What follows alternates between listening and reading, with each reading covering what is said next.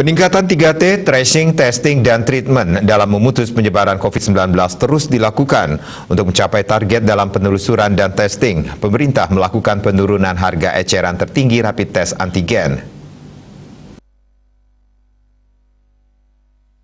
Menurut Dirjen Pelayanan Kesehatan Kementerian Kesehatan Profesor Abdul Qadir, penyesuaian harga Rapid Diagnostic Test RDT antigen dilakukan karena telah setahun harga yang ditetapkan tidak berubah.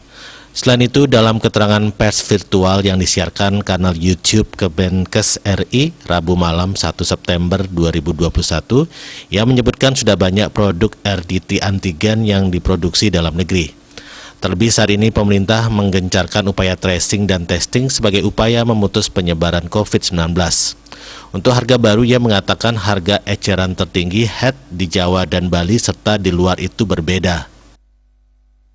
Dari hasil evaluasi, kami sepakati bahwa batas tarif tertinggi pemeriksaan rapid diagnostic antigen diturunkan menjadi Rp99.000 untuk daerah Jawa dan Bali, serta sebesar Rp109.000 untuk luar Pulau Jawa dan Bali.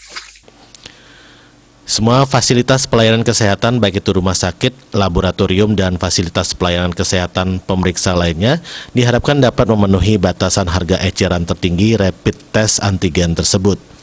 Ia pun meminta agar semua pemerintah, provinsi, kabupaten, dan kota dapat melakukan pengawasan dan pembinaan terhadap pemberlakuan HET baru ini. Pemerintah akan kembali melakukan evaluasi terhadap HET ini secara berkala sesuai kebutuhan dan perkembangan pasar.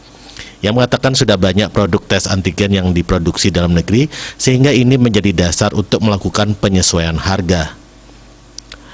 Dia Dewi Bali Pos melaporkan.